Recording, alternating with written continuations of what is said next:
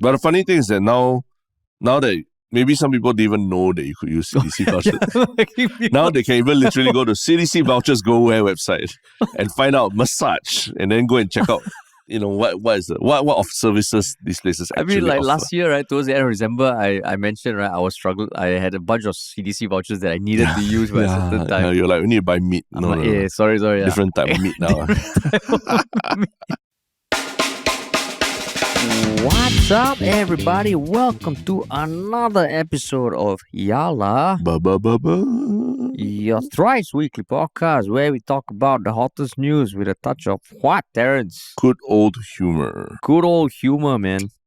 Yeah. What's up, man, Terrence? How's the weekend, man? This is the Monday report. The post-Coldplay. Post-Friday night Coldplay concert report. Right? Yeah. So let's just jump right into it. Don't waste time. How was it? Because literally, you have not mentioned anything about it since, as per our last discussion. Yeah, because you walked in today also. Coldplay, I was like, I'll hold it for the podcast. I'll save it for the podcast. Okay. Yeah. Report. So I would say overall it was great. Okay, it was great, and like I even teared up at certain points. Okay. But I will say that the first half, right? Because like I was with a few friends and like we weren't all the way in front. Okay. We weren't all the way at the back. Yeah. We were somewhere in the middle. And the first part I was getting fucking annoyed by the people around. Annoyed? Really? Because of the phones. Oh. And just to clarify, you were standing only, right? Standing. And so I don't know whether it is a phenomenon, but feels like the average height of the concert goer has gone up. Because everybody in front of me was like tall. Yeah. And like there would be these people. I know there's the thing about standing. There's no fixed area, right? So some people would like squeeze and suddenly come in front of us and they're like high five for getting a good spot. In front of me and my wife. And my wife is not the tallest also. Okay. So it was just like she was getting hair swung in her face and we had to move back. Then we're like, oh my God. Then people like, okay, you want to take a video, you want to take a photo, one's fine. But there were people who were like holding it and then changing hands the whole time. Videoing the whole thing, right? Yeah, and because when they do that, their arms, everything, I could barely see Chris Martin, like the real Chris Martin. Yeah. So then after that, halfway through, we're like, okay, let's just go get a drink. Went up, came back, and we stood a bit further back. And then I think maybe people's arms were tired. Then it became magical. Okay. Then that was fucking great. And like, it was a great time. Coldplay, like Chris Martin, is an awesome performer. Yeah. And I think Jasmine Sokko was good also. Oh, yeah? Yeah. So she was really sweet. Because it was the third night of her performance, and towards the end, she broke down a bit and said this is the happiest week of her life. Oh, yeah. Then the crowd was damn supportive and all. I will also say that the acoustics, it is hard to hear certain parts. There's so many caveats you're putting to you had a great time that you might as well just say you did not have a good time. No, I had a great time. But I think also the last time when I went the first time, I was a bit more drunk.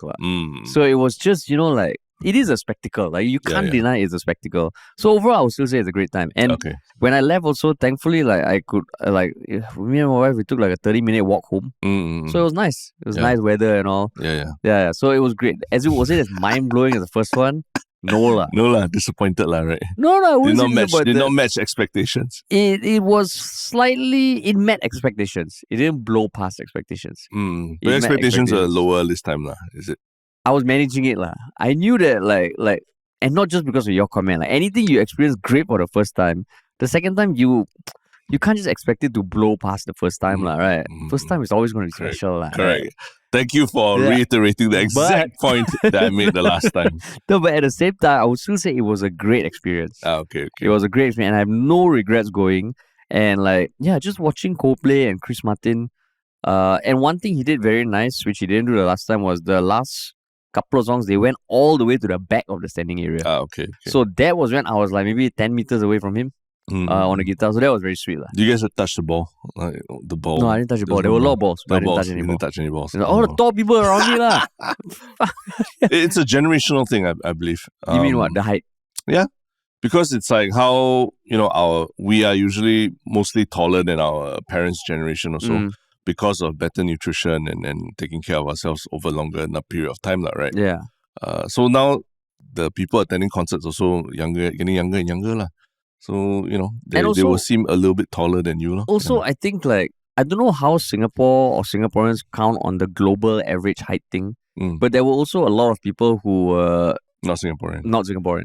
So I think inevitably that might also drive up the height. Singapore males are below right? the average. Yeah. Yeah. So the thing is, me and my wife, I think tall people from afar, they think there's like this open space above our heads, Then they come in and they realize got two people standing there. I see. So then it's fuck. Then I think one of my friends started telling people, I mean, he's a big guy. He was like, can you don't just come right in front of us? So then there was one couple that came right in front. They wiggle through the back and then they come to the front. So he told them to move to the side.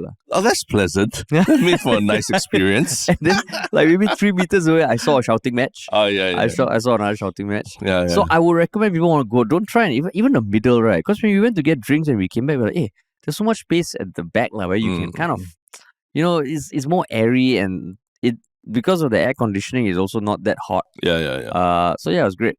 But I would say 6 shows, it really makes it less special. It is like this. Every day you open social media, it's just another video. Yes, another video.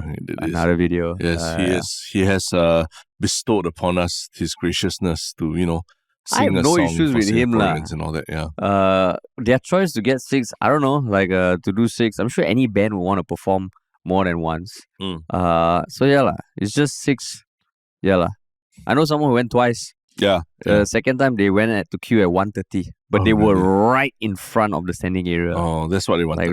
That's what they wanted. Why? Actually, because the guy his Coldplay is his favorite band of all time. Okay, that makes sense. So then, and then I can understand. He said it was one of the best days of his life.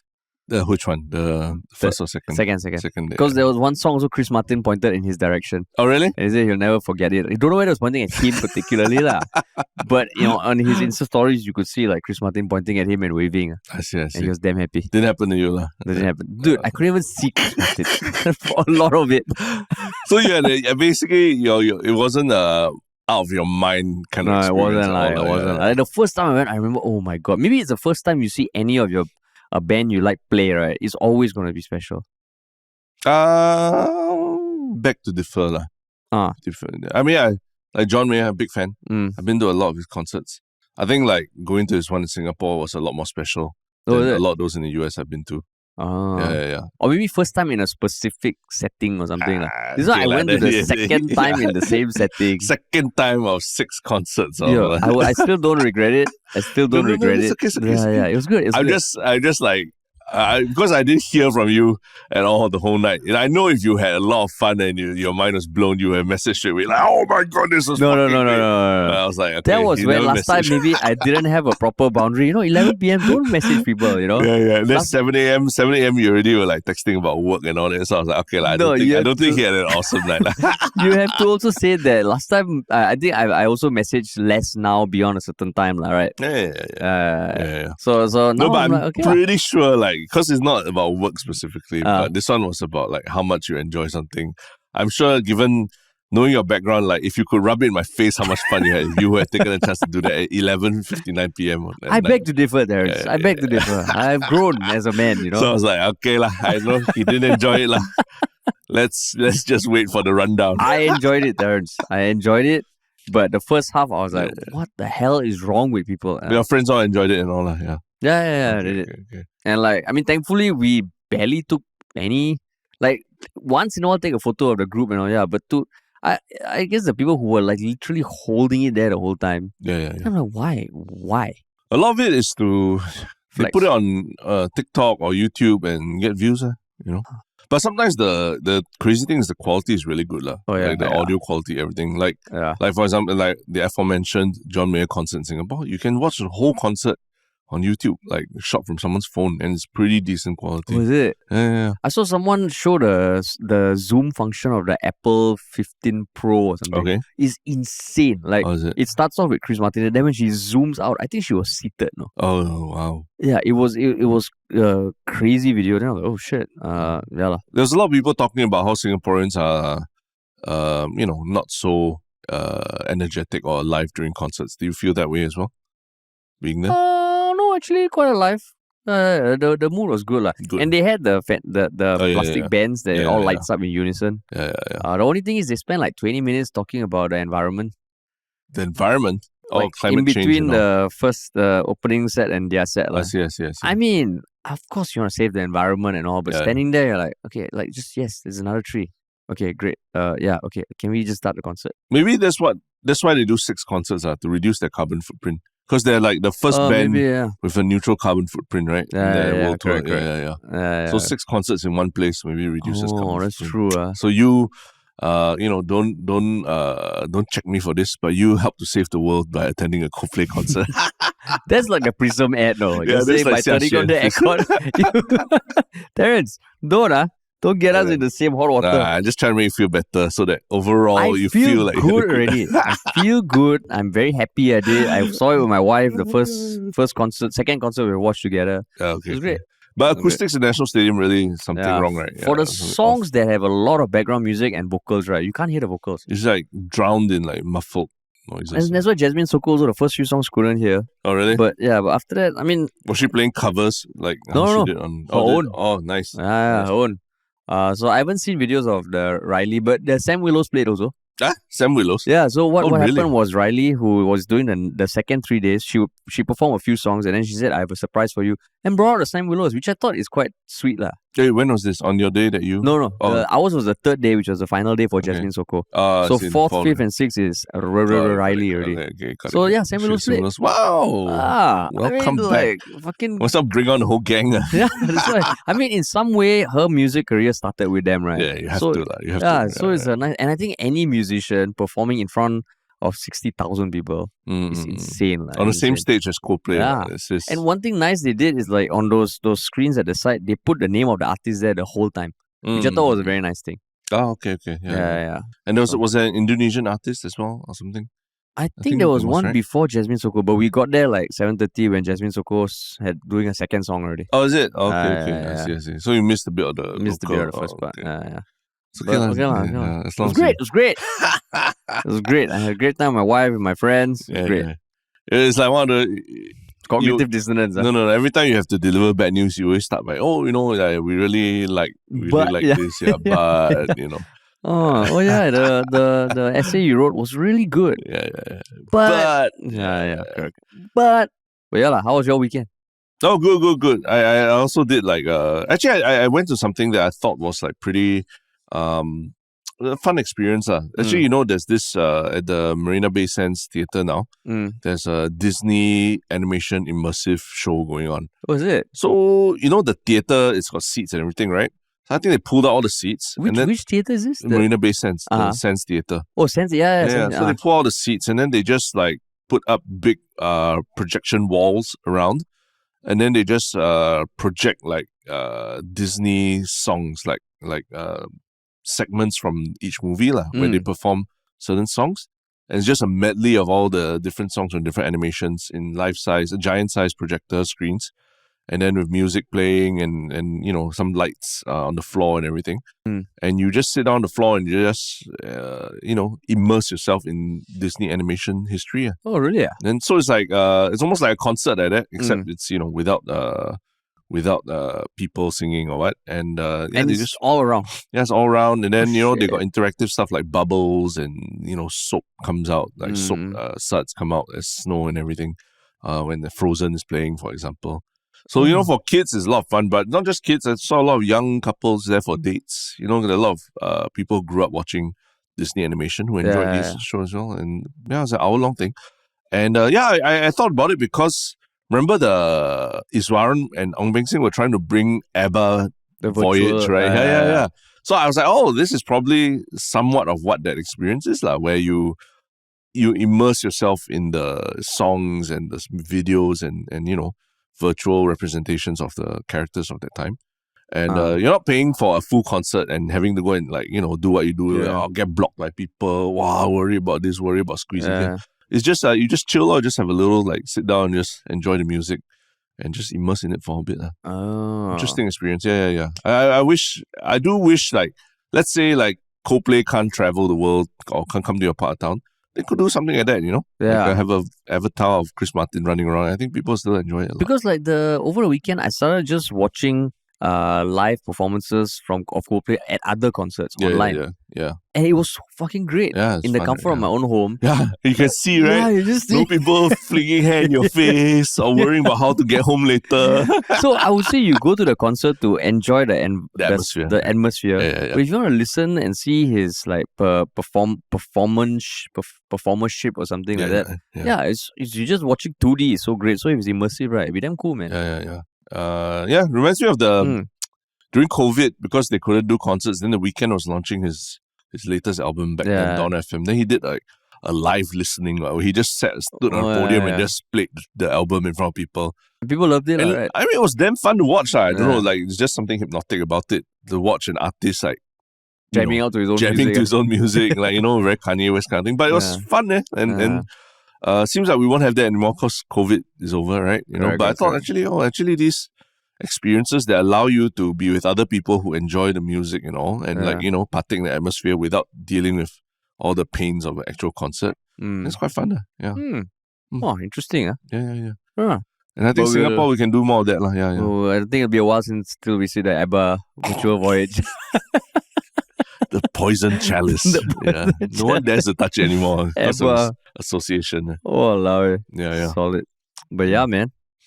Cool. So, will you do another big National Stadium concert again? Depends on who. Depends on who. Like Foo Fighters, if they come, I might want to go again. Okay. Because I went the first time, it was great. Yeah. So see lah. I think Bruno Mars, no lah. You're not going. No, Bruno Mars. But like Ed Sheeran also. I think that would be nice. Taylor Swift would be great, but no tickets. Yeah, no tickets. Oh well. Okay. Oh well. Fun weekend of experiences. Yeah, man. Yeah, Two sides of the same coin. I just like I'm validated in my decision not to. No, Terrence, I had a great time. So Friday night you were damn happy not to see a message from me. You're like, oh yep, I was right. No, I was really hoping you would enjoy a lot and then you would be texting. Of course. I would be very happy to be proven otherwise, but the glee with which you I was waiting for you to text back like, it's fucking great. No. It never came. And then 7 a.m. got text about other things already. I'm like, okay, he didn't go nuts. No, saving it for the podcast. But yeah cool. So that was a nice weekend Nice weekend. Friday night was a nice way to spend. Yeah. But yeah, we still got some news, man. Yeah. But before we do that, if you're new here, please, we're seeing that a lot of new people who are not maybe from Singapore but are also watching the videos on YouTube or even listening on Spotify. Please make sure to subscribe and follow wherever you listen or watch this show to keep up to date with any new episodes we have. Hell yeah. And if you want to work with us in any way, just reach out at contact@ministryoffunny.com. Cool, man. Yeah. Okay, cool. The first news. I mean, it's been more like targeted in the tech space, but it's a bunch of questions being asked. Yeah. So, I mean, if people are in the know, they would have heard a lot about this. But if you haven't, you may have seen this flutter around. Yeah. Basically, there is this Singaporean startup called Visio that was founded 2019, was actually making a lot of headway. And they developed some pretty kick-ass AI technology. But over like January 16th onwards, there was an expose by online publication Tech in Asia that pointed out that the founder and CEO actually forged his doctorate certificate from Cambridge, and that he actually was known by another name as well. He's now known as John Lee, but he was known as Dennis Lee. Yeah. So 16 January that came out, and over the next few weeks, there was a roller coaster of discoveries that were made that has resulted in him stepping down as of, I think, a few days ago. So we thought it'd be interesting to check it out. And I mean, kudos to Tech in Asia, who we also worked with when we went public with our Hook story last year. But yeah, so that was the gist of it. Like, when did you first hear about this? I think, Tech in Asia itself, because I subscribe. Subscriber. So I think I did read a little bit about it and look up a little bit about this guy's history as well. But had you heard of the company? No, never. Yeah, I also never heard of the company. And And I mean, essentially, right, what they do was they basically are competing in some way with Google Maps. Yeah. And what they say they do a lot better than Google Maps is by using 2D images and a whole bunch of AI and proprietary technology to build 3D maps. To the point that you can have a live 3D stream of areas. So they sell their technology to like security companies, construction companies, and it seems pretty legit. Yeah. And they're on track to, I think, make like, I think their estimate was as high as $125 million in revenue, US dollars this year. Yeah, so they got a lot of clientele they work with. Even allegedly. Correct. Yeah. Allegedly. Because in December 2023, Tech in Asia was the company that wrote an article, the SG startup, showing how 3D mapping isn't just Google's game to lose. And they were talking about this technology. Then, so January 16 onwards, so basically this person, just to give a summary of like what happened, was his doctorate was discovered to have been forged, and then he actually came forward with that. But then there was more stuff that was uncovered. Apparently, 20 years ago, he was working for a startup in Singapore called Elipva or something during the .com boom. There was a bunch of forgeries that was discovered there. He left. He went to China, started like buying a few companies and building them up, and then started a few companies, one of which eventually became Visio, and he relocated it back to Singapore. So since then, like, he has claimed to have written books that he has never written. He has claimed to work with companies that say they have never worked with them, including the likes of McKinsey.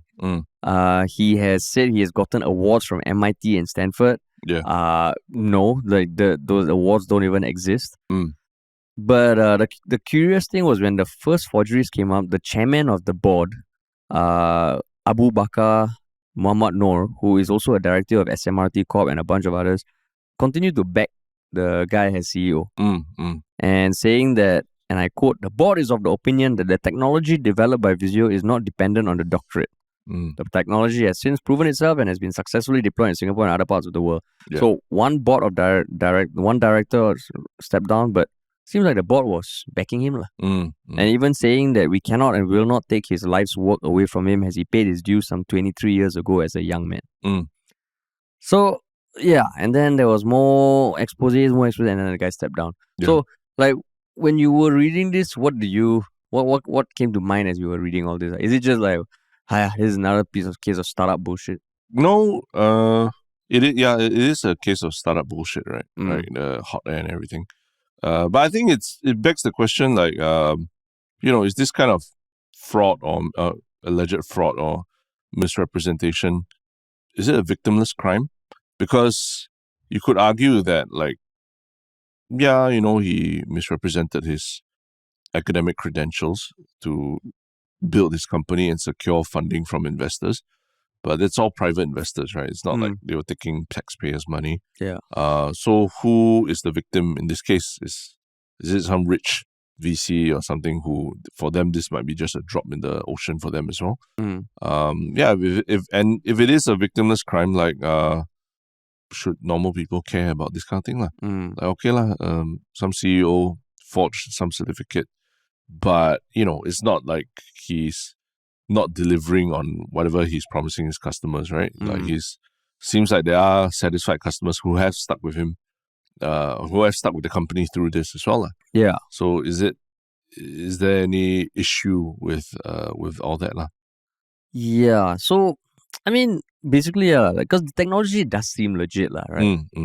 I mean, it's like, my first thought is that it's not victimless, but then who is the victim?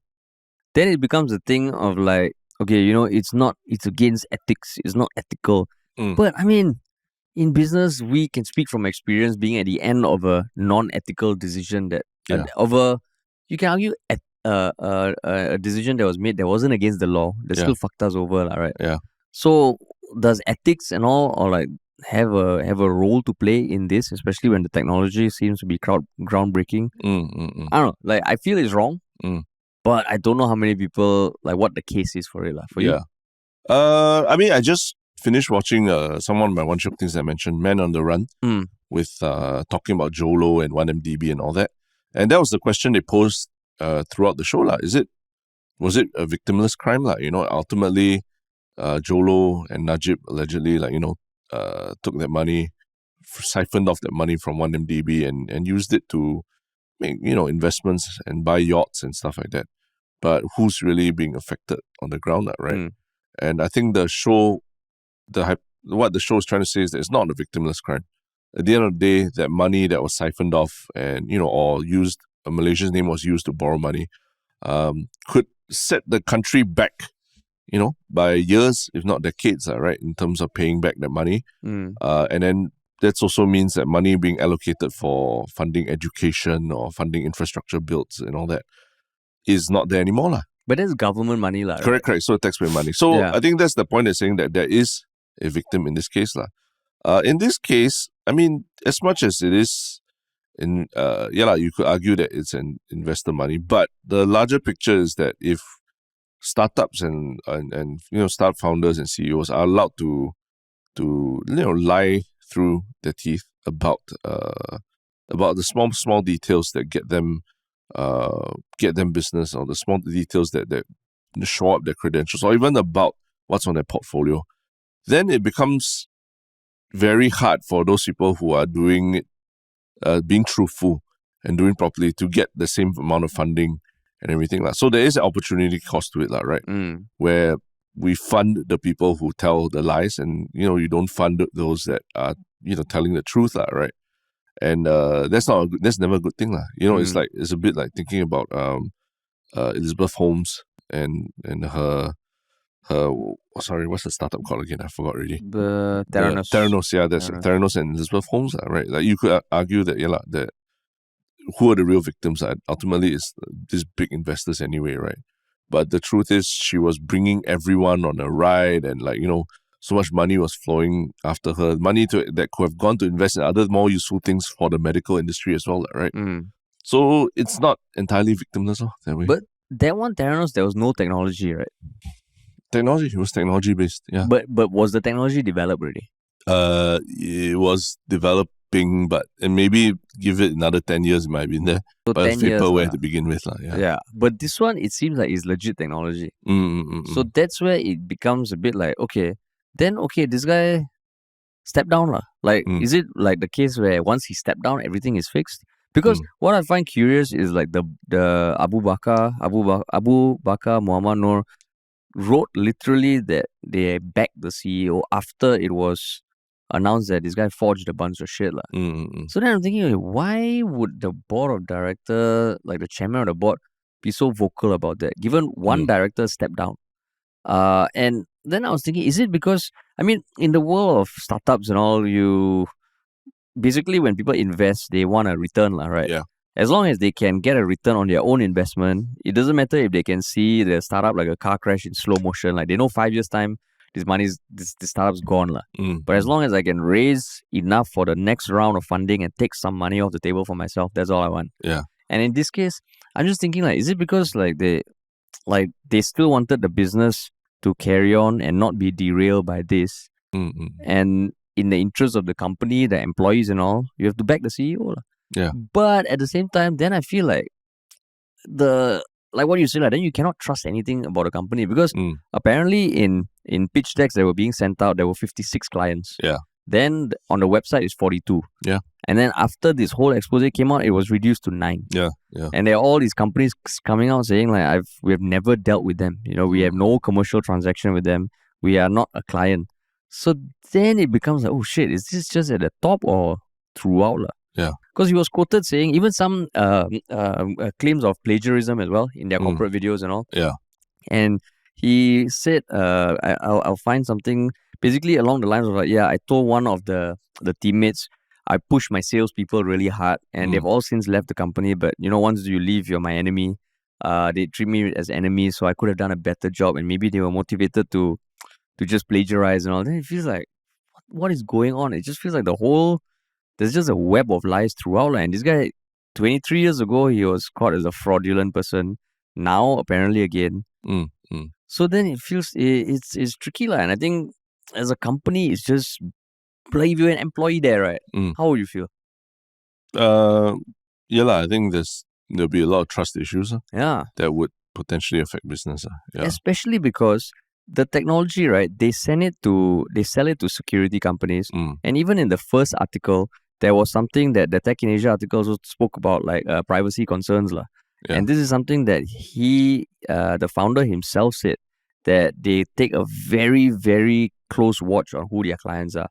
Because if you're selling them data, like a real-time 3D thing, they can literally spy on people, like, if it falls on bad hands.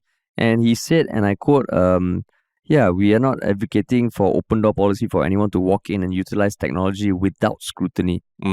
So there's a lot of, if this goes into bad hands, it's so powerful. So if the person at the top, the founder, is already fraudulent, then can you take this at face value? So that's why the board of directors, it just feels weird that they would back him to that extent.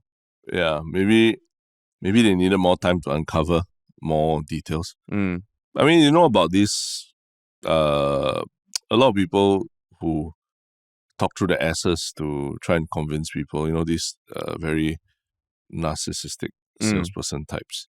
The thing about them over the years now, and working with them and all that I realize is that they believe that they can really build this like very intricate web of lies, right?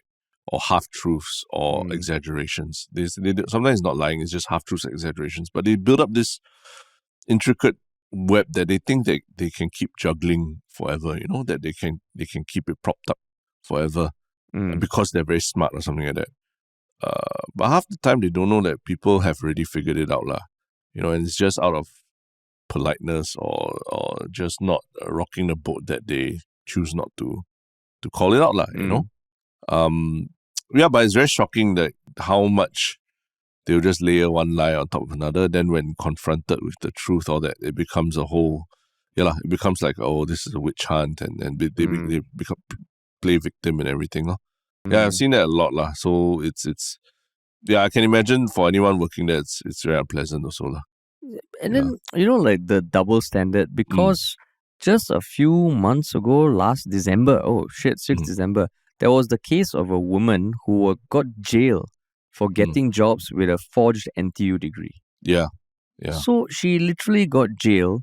She, when it came out, she used it to secure multiple editing jobs over 16 years. And she was sentenced to 8 months jail. Yeah. So when I saw some chatter online, I think they pointed out that this person was sentenced to jail because someone took it up as a court case. I can't remember if it was... reported to police. Yeah, reported to police. Yeah. But in this case, like, the feeling you get is like this guy's stepping down just because it's in the best interest of the company, but he didn't do anything wrong, because to develop, such groundbreaking technology, there's some leeway almost. So that's where it feels like, hey, then it becomes annoying, because these people are getting charged. And in her defense, she was saying she faced pressure from her mother and also economic pressure to get a job, to maintain livelihood, support her parents. Still kena job. Then kena jail. Then this person gets away scot-free like that. It feels a bit weird. I guess it's for the board or any investors who feel like that they've been conned to make a case, right? Whether it's the police or what. Because I think that's eventually what Elizabeth Holmes got pinned with as well. Basically, securities fraud, lying to her investors about. So someone took up a... Yeah. They sued her and everything. They sued her. Or it became a federal case, basically, on large scale, because you are defrauding investors on the large scale, right? So I think it's something that can be brought up to a criminal level. So that means someone just needs to press charges. Yeah, or report it or something. Report it. Yeah. I mean, for all we know, the latest statement was by the company itself was 26th January. That there is a new CEO already. Yeah. So maybe it's one of those things that it's still developing. Yeah. Because I can imagine they raised 30 million, so they definitely have more than a handful of investors. Yeah. So I hope this doesn't just get swept under the carpet just because it seems like the technology is pretty good. Yeah. But just speaking of, people who put up a false front in order to get what they want, right? There are some people who are doing that in very creative ways, right? And here we are here to discuss the ethical, the ethics of doing something like that, right? Have they really deceived anyone by, doing what they're doing and asking for people to use their CDC vouchers to get these services, right? Yeah. And what are these services we're talking about? I mean, so basically there have been a bunch of ads put up by Heartland massage parlors offering to accept CDC vouchers in exchange for services. Yeah. But based on the Facebook ads advertising these services, it doesn't seem to be just innocent massages. It is things like hot oil prostate treatment, body scrub bubble massage, Boyzilian waxing, accompanied with photos of young women that, I mean, you can argue is more like sexual or seductive in nature. And they accept CDC vouchers. Yeah. So basically, I mean, Today reported on it. Yeah. And as of now, I think, so as of last Wednesday, January 17th, there were at least 15 of such establishments listed on the government CDC Vouchers Go Where website. Yeah. And I think since Today started querying them and all, I think most of them have taken it off. Most of it has been taken off. But how Today found this out is that they sent on 2 reporters, to these 2 of these massage establishments that accepted CDC vouchers in January, requested for a standard hour-long body massage. And midway through the massages at both parlors, the masseuse attending to the reporter offered special services of a sexual nature. But then after they paid the massages in cash, which the reporter declined. Oh yeah, which the reporter declined. Important to put out there, yes. The reporter declined. And then after they paid, the reporter filed 2 police reports and notified the CDC the same day. So it's a debate on fucking using CDC vouchers for getting a happy ending. Yeah. I mean, kudos to those reporters who had to go and get the massage. What an assignment. And declined those illicit sexual services as well. Yeah, that means the whole massage, they cannot just relax, no. They have to be on high alert. Are they getting sexual? Are they getting sexual? She touched the guy. Is it a bit too close? Analyze. Feel, no, it's okay. Yeah. Fucking undercover. Smoking gun is when they ask you about special services. Undercover. Maybe the special service is like ear candling or ear or something. But they say special services of a sexual nature. Oh, okay. More specific. Yeah. I wish they would just come on, tell us what it was. The actual dialogue, right? You say special services of a sexual nature. Some people get off with different things. You tickle the back of the neck or something like that. Sexual already. That's very sexual already. Does it mean it's sexual? Yeah. But anyway, the reporter declined. And those 2 are now no longer on the CDC GoWare website. Yeah. So Terrence, do you think they did anything wrong or not? I mean, the TOCs for the CDC website, on the CDC website, said the CDC vouchers are not valid for purchase of lottery products, petrol, diesel, alcohol, or cigarettes. Right? Yeah. But they never say. I mean, you can spend a Heartlands. Then these massage parlors are in Heartlands, right? And what you choose to get from those massage parlors, it's not regulated that way, right? So is it really a bad thing? Who's to determine what's an essential service? Right? Exactly. Yeah. I think the main thing here is that massage establishments. There is a Massage Establishments Act. To, and I quote, ensure that they do not cause social disamenities or conduct vice activities. So I think because, all these sexual services provided at massage parlors is not part of their approved or regulated menu, right? Correct, yeah. It's a side thing, right? Yeah. So if that's the case, then I think, CDC vouchers is a bit hard. But the funny thing is that now that maybe some people didn't even know that you could use CDC vouchers. Now they can even literally go to CDC Vouchers Go Where website and find out massage and then go and check out what of services these places actually like offer? Last year, right, towards the end of December, I mentioned, right, I had a bunch of CDC vouchers that I needed to use by a certain time. You're like, we need to buy meat. No. Sorry. Different type of meat now. Exactly. That is true. So if not for the sexual services, that means it's perfectly fine using your CDC vouchers at masseuses, massage parlors. But again, here's the question. Is it a victimless crime if an old man decides to use CDC vouchers and go and get a happy ending at a massage parlor? Is it a victimless crime? That's the question, Is the person giving the old person the happy ending, is she or he doing it willingly or not? I mean, let's assume willingly, right? Because ultimately they're offering an illegal service, right? Yeah.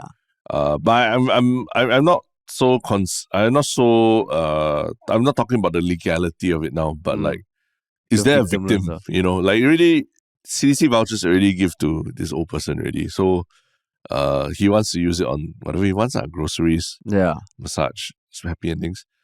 Who are we to, police how he spends it, right? And should we be policing how people spend it? Yeah, someone CDC vouchers use, I bought eggs, milk, and happy ending. Yeah. Because you only can use half, I think, on like Heartland Mall, Heartland shops and stuff. Yeah, correct. So definitely you'll be more than just happy ending. I think it's one of the things where, okay, if by law they are not supposed to offer these sexual services, that means by law, CDC, you cannot use to resume. And I don't know whether every law there is always a victim, whether every law needs there to be a victim to be illegal. Yeah. So in this case, I don't know whether there's a victim. It just feels like, okay, like it's very clear that you cannot. Yeah. So cannot. Correct. I mean, apparently they quoted the guy who heads up governance and the economy department at the Institute of Policy Studies, Christopher Gee, who said that inappropriate use of CDC vouchers can hurt Singaporeans' sense of fairness, especially as the scheme is funded with taxpayers' money. So I think it's the general philosophical concept that, CDC voucher ultimately is taxpayers' money. And if people are using taxpayer money to go and get happy ending. Happy endings. Come on, Singaporeans. Fucking welfare to the max. Yeah. What kind of society is this, man? And I guess like the one thing that they also pointed out is that you don't want to go to the other extreme where every shop or anything that wants to put themselves down needs to be audited. Yeah. Because then it's tricky. Is it require manpower cost? They need to send more reporters down to these parlors, sit through 60-minute massages and then wait to be asked about happy endings. After this, maybe Today Online will get a full tsunami of applicants to become journalists. Imagine what kind of, this is your boss tell you, today your assignment is to go for a massage at these two places and then wait to ask if they ask you happy ending. Like what? Like, what kind of job is that, man? That's amazing, right? Yeah, like every Monday is like, okay, you go and cover the ongoing conflict in Gaza. Yeah. This one, you go and cover the Rohingya refugees. You go to these two massage parlors. They're like, damn it, that's my punishment or at least that's my reward for coming in late. Oh, but I mean, so would you say like it's like this kind of thing is really should be frowned upon? I mean, ultimately, it's illegal activities. Yeah. And like you said, there's that question of these legal activities, they're not regulated. So even the people who are administering these legal activities, what's their deal, right? They could be, they might be coerced into doing it for whatever reasons as well. Yeah. It's not, there's general vice is just not a good place to be around. And not a good thing to have in your neighborhood. Yeah. But I wonder then, all these places of vice, like even CDC vouchers, that means probably you can use PayNow to pay, right? I suppose. For happy endings. Yeah. Right. Yeah, definitely. That's damn funny, man. Yeah. It's like Smart Nation, but used to pay for happy endings. I mean, this is QR code and all. This is the next level of Smart Nation, right? People really, the heartland businesses, using all these things. It was like all those years ago, there were all these people who were abusing there was a scheme a PIC scheme, Productivity and Innovation Grant, where I think they was giving grants to people to build websites and all. And wasn't there someone who built like a Vice website, all right, an escort services website with that money, you know. And he got a grant for it. And then now no more fucking grant. So that is the victim. Correct. We are the victims. Yeah. We can't buy computers and iPads and all that. Good. Yeah, it was a great grant to help small medium enterprises like ours to procure like computers and things. Yeah. But now it's gone because of abusers like that. So we are the victims. We are the victims. We talk about victims' crimes. We are the victims. So no to these happy endings. No happy endings for y'all. No happy endings for these people. Don't abuse it. So without taking into account our own thing, we were trying to talk, hypothetically, theoretically. But the more we realized, the grant that we used before to get our iMac and all, which was pretty good. I think they covered up to 60%, right? Something like 30-40%. Yeah, it was a huge thing. And then fucking they got discontinued because this one asshole built a escort like a ring with it. Maybe now this one, because of this, the next time you cannot use CDC anymore to buy your meat or your eggs. So because someone else wanted his meat stroked, and then you can't get your meat. You can't get your regular meat, which you just wanted to buy back and go and make a stew at home or something. Fucking hell, yeah. So bad massage parlors. Yeah, we have come to this is another iconic Yala butt moment where we have discovered our own butt in a Yala butt moment. Oh, allow it. Fucking hell, this is not victimless, man. Yeah, it's not victimless. Not victimless at all. Bad massage parlor. Yeah. But yes. Well, that wraps that case up. Yeah. But, interesting. Cool. Have you finished using your CDC vouchers? Oh, yeah, I used it on the previous day. Oh, I mean this year. Yeah. This year I started using it. I'm trying to be more intentional about it. But at least now you know. You can get a massage if your neck pain. Right? Neck pain. Make sure it's a clean one. And you say no. You say no when they ask you. Yeah. Neck pains, correct. But yeah, man. Cool. Cool.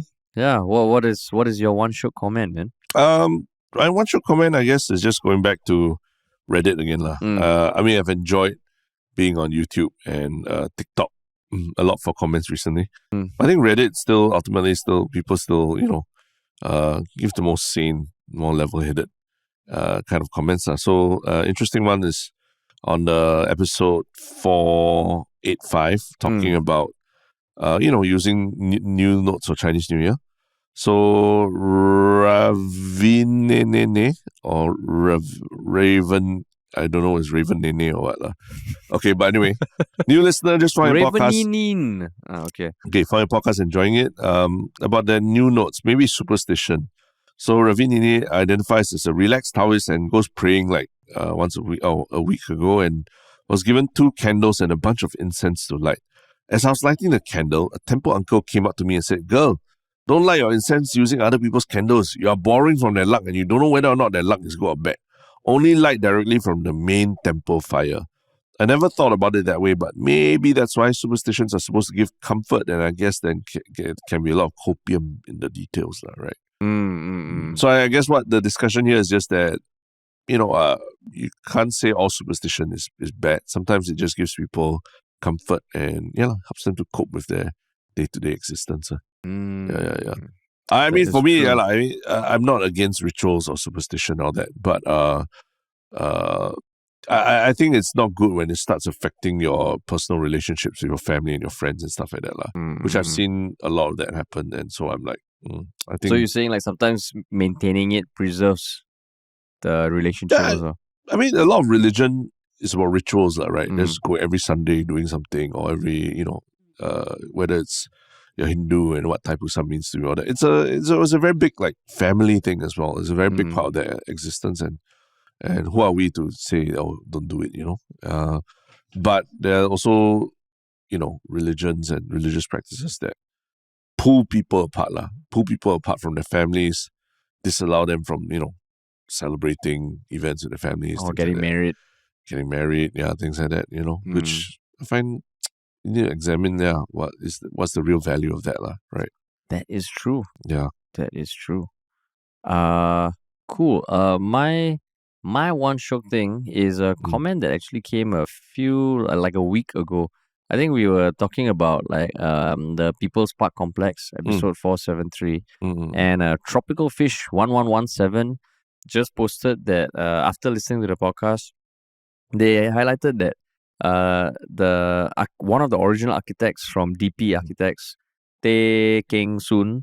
His new book is actually out. Yeah. Because I think he passed away, right? But yeah, his book came out and it was reviewed by Straits Times, and like it's I guess if you read up about his history, he was quite a maverick lah. Yeah. Right. He has been in civil service, in architecture. DP Architects, they've done a bunch of cool shit. And he's also known for his Rubenization, which combines, I guess, rural and urban. Yeah. So pretty cool that his book is out. I've never actually gotten like a historical book about a Singaporean personality. Like I still haven't read The Hard Truths by Lee Kuan Yew. Lee Kuan Yew story. Yeah, even the what's the comic? Charlie Chan Hock Chai. It's fictional though. I know. The Art of Charlie Chan Hock Chai. The Art of Charlie Chan Hock Chai. But it's still kind of like by a Singaporean who got global appeal or did some great work. I haven't. So yeah, interesting. Like I didn't know there was a book, but yeah, cool. Thanks for highlighting that. Yeah, nice. Man. All right. Yeah. And then the one show thing. Okay, my one show thing is a video. Chance upon on my feed recently. It's Why Ip Man's Insane Fight Scenes Feel So Real by the Modern Martial Artist, which is a channel on YouTube with close to 1 million subscribers. But yeah, they do a very interesting breakdown of like the fight scenes from the original Ip Man starring Donnie Yen. Yeah. And why those fight scenes feel so real versus like what you normally watch on Hollywood and all that lah. And yeah, it's a very interesting breakdown of like karate versus Wing Chun. But generally, why? Generally because I think the crux of it is that Hollywood fight scenes, whenever, especially, you've watched Ip Man, right? Yeah. You know the iconic 1 versus 10 scene, right? Yeah. Usually Hollywood, when you have like 1 versus 10, especially like Kung Fu or whatever, right? Or even Kung Fu movies, like they have to come up with very elaborate like sequences, but like that don't make sense about why if there are 10 people, why is it they're only attacking 1 at a time? Yeah. But if you watch the Ip Man fight scene, there's like scenes where he's fighting with 4 people at a time. And they make it logical why only 1 or 2 punches can be thrown at a time lah, by various sequences and having things appear in front of camera and stuff like that lah. Like the guy kicks and Donnie Yen just sort of ducks out of the way. So yeah, there's 1 guy less, and then there's 3 others, and then they play with that lah. So the idea of like playing with space also, and the idea of Wing Chun as a martial art where you use a lot more of your core to fight as opposed to wild swinging punches lah, right? Which is what the other Kung Fu practitioners usually do, is like very big wild swinging punches. So the idea of Wing Chun is really like you get in close to a person and you use their momentum. And a lot of fast quick punches. Punches. So I think having them come in so close makes it feel more realistic, but also is a better reflection of why Wing Chun is according to the show why Wing Chun is a better martial art than the other martial arts shown in the show. So it's quite interesting breakdown that way, where it's not just about the cinematography, but also about the philosophy of the martial art. So it's quite interesting thing. Yeah. Wow, that is cool. Yeah. I haven't watched Ip Man. If I watched Ip Man 2? Yeah, I watched Ip Man 2 also. Yeah. There's 4, right? Up to 4. Yeah, there's a lot. But it got a bit... I mean, they're all after a while a bit clownish now, right? I mean, when Mike Tyson's acting in the Ip Man movie, you sort of jumped the shark there. That's true. But yeah, the first one was really quite something. Yeah. Okay, cool. Mine was, it was last week that happened. I think a lot of people saw videos on it. Is the draw between Malaysia and South Korea in the Asian Cup. Yeah. And I think it was in the last 16. It was just before the last 16. It was a group stage, and Malaysia drew with South Korea 3-3. And this was a fully stocked South Korea team lah. And it was in the group stages. Yeah. And I mean, like, of course, Malaysia got knocked out and all. But you see the videos, you see the highlights, right? And like when they score, the crowd going wild. Even talking about it is giving me goosebumps. This was in Malaysia, is it? No, the Asia Cup is happening in Middle East. Is it? Where? Malaysia, Doha. Yeah, correct, in Doha. Oh, Doha. Yeah, so Malaysia, I mean, they got knocked out, but I think they equalized in like the last minute of extra time. Yeah. And it was a damn exciting game, lah. So, Yeah. and it just reminded me of like how nice it is to have your country compete. And yeah, you go out and all, but you see stories of the Malaysian fans and they're getting emotional and all. It's like, wow, so shocked. And here we are, we're not even anywhere close to being in the Asian Cup. I think even Palestine was in the Asian Cup. Yeah. Iran, countries that have literal wars going on. Yeah. And Singapore soccer is just... So it was more like a reminder, because I think now in Singapore, it's so rare that we have a sporting event where we can all get behind. Now it's like individuals, like, you know, Loh Kuan Yew, Shanti Pereira. But a team, right? It's I really miss that. And you see the highlights of this game, it's insane. So, yeah, hopefully one day we can get there. I mean, we also played South Korea not too long ago, right? We lost. When you were in South Korea. When I was in South Korea. We got destroyed, right? Yeah, I got destroyed. Is it or something? Yeah, and I can't imagine it being like a close at all. Yeah. This one 3-3 Malaysian underdogs. I mean, it also made me realize that this year there's actually a lot of sporting stuff happening. I mean, there's Asian Cup, yes. Then there's Olympics. Then there's Euros. Then there's the Copa America. So interesting lineup. I see. Yeah, so Malaysia is out already. Out. Okay. Yeah, but I mean, exciting, Zell. You see the game, you see the fucking passion of the players. Wow, yeah. Solid. Yeah. Solid, man. But yeah. Well, kudos to Malaysia. Kudos to Malaysia, man. Yeah. But yeah, so that's it for this week. Start of the week. We got more coming up, right? Yeah. Interesting. Probably have a guest later this week or so. Yeah, then that will come out around Chinese New Year. Yeah. So it should be interesting. Cool, man. Cool. Thanks for listening, everybody. And remember, if you're new to this podcast, if you've been listening and you enjoy it a lot, please do recommend us to at least one person who may not have heard of us. Follow us on all the socials. And if you want to work with us, email us at contact@ministryoffunny.com. Cool. Thanks, everybody.